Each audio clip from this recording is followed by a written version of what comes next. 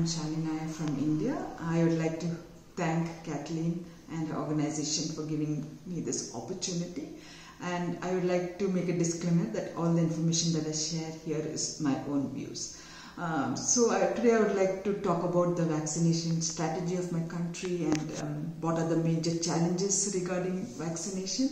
As we know, when the pandemic struck and when the vaccinations were in use, it was the health workers and the frontline workers who were first vaccinated. So the process was really smooth, and then it was people who were over 60, the vulnerable population, who were eligible for the vaccination.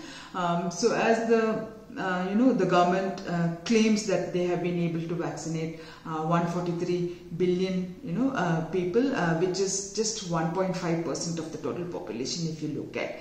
So when did chaos hit? Or when chaos hit was when government brought on the strategy of the vaccination to 45 years and above, and that saw a huge demand which overran the supply, because the demand was so huge that people had registered, and then we could see centers that were running out of vaccinations because people had registered and people were going every day for the vaccination, and it was not possible. So when you looked at the vulnerable population who were there, about 600 million people who were the age of 600 who were to be vaccinated, you again had an additional of 200 million people who were in the age groups of 44 to 45 to be vaccinated. So that really created a huge chaos. And when did the tailspin happen was when the second wave of corona hit the country, and the governments were going and the state were going in their own luxurious way of vaccinating people. Is when the second wave struck, and then it was a real disaster,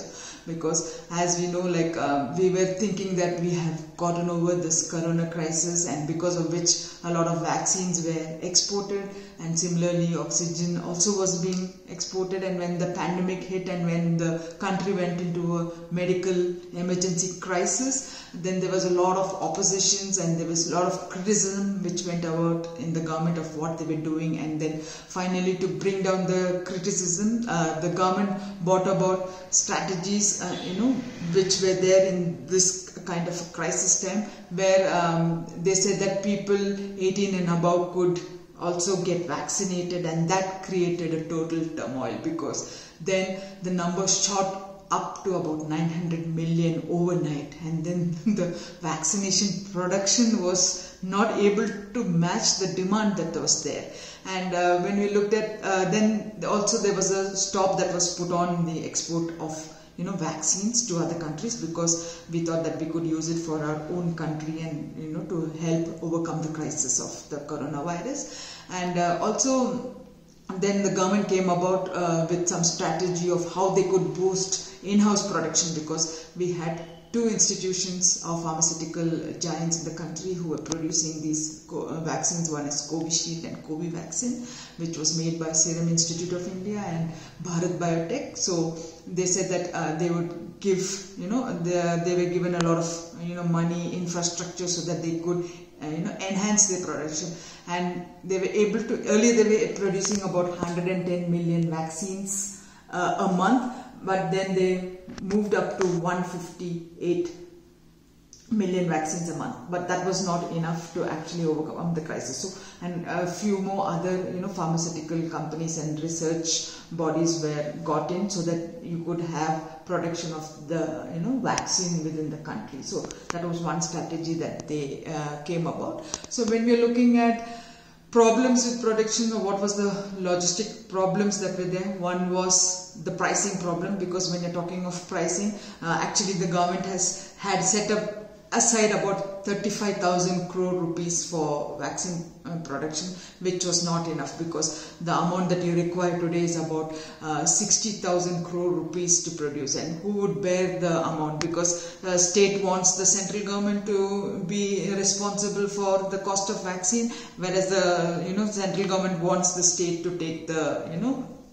care. And also when you're looking at the vaccines that were produced, it was given that the vaccine producer had the freedom of selling 50% of his vaccine to any state or private utility at their own price, whereas 50% had to go to the central government so that they could, boost up their, vaccination strategy, because one of the strategy was to get the population vaccinated. So if you look at the entire population of India from the age of 18 and above, it would take at least a year and a half for the vaccination, at least for the first dose of vaccination, to go with ease if there is no issues that come about, and it will take mid-June of 2022 for the second dose to be there. So when you look at the numbers, they are really high.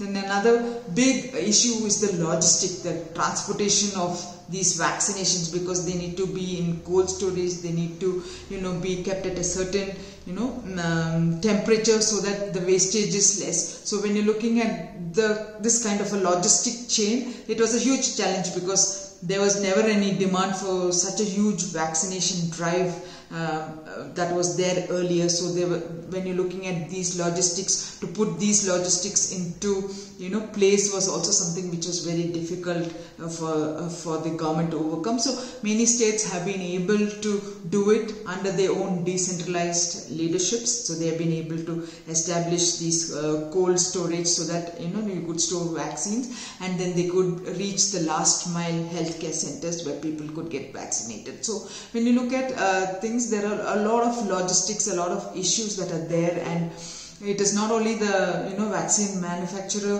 who is at the trouble, but also when you're looking at the government, when you're looking at the states. So everybody has to contribute equally. So you need to really create a war-like situation to bring about leadership so that vaccination reaches each and every part of the country. So I think the vaccination program in the country is going pretty well. Today, of course, the speed has increased because of the virus and because of the second wave that has hit. So when you're looking at it, each state has been able to have their own strategies so that they are able to carry out the vaccination process. So we hope that in the future everybody gets vaccinated and at least you have an immunity against the virus. Thank you.